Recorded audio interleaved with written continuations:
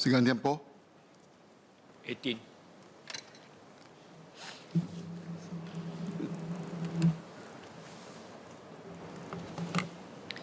Mr. Speaker, sir, HDB flat owners who purchased a flat under the Fiance Fiancee Scheme are required to produce their marriage certificate within 3 months from taking possession of the flat.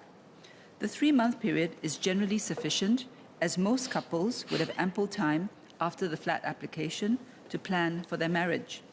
Should the couple require more time due to unexpected circumstances, HDB may grant a further 3-month extension and exercise flexibility on a case-by-case basis. HDB does not track the number of fiancé-fiancée flat applicants who submitted their marriage certificate after 6 months of taking possession of their flat. Some of these applicants were granted further extensions of time due to extenuating circumstances and were able to submit their marriage certificates subsequently. Couples who do not intend to proceed with their marriage would have to surrender their flat to HDB. In some cases, an exception can be made to have one of the applicants retain the flat with the inclusion of a family member originally listed in the application with the agreement of the other party. Owners who refuse to regularize their lease will face compulsory acquisition actions by HDB. As of 31st December 2022, there were 79 couples who have bought their new flats from HDB under the Fiance-Fiancee Scheme in the last 10 years and have taken possession of their flats for more than 6 months, but have yet to produce their marriage certificate.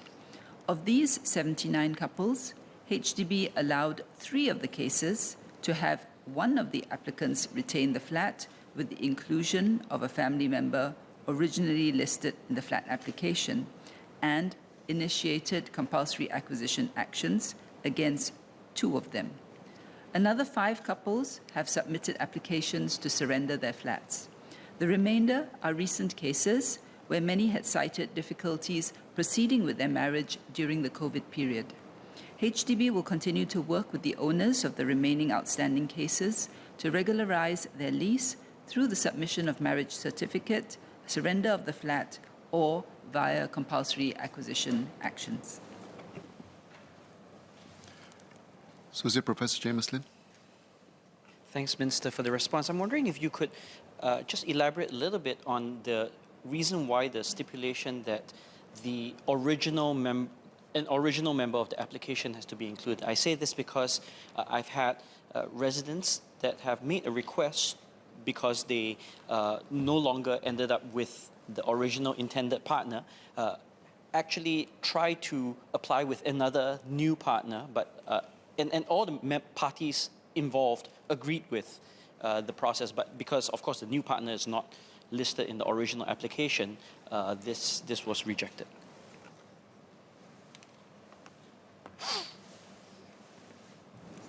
Essentially, with the breakup of the fiancé-fiancée relationship, there's a breach of the fundamental eligibility condition of the family nucleus to buy a flat. Hence, the retention of the flat is not allowed, and the flat is to be surrendered to HDB. If the flat owners refuse to surrender, then of course HDB will compulsorily acquire the flat.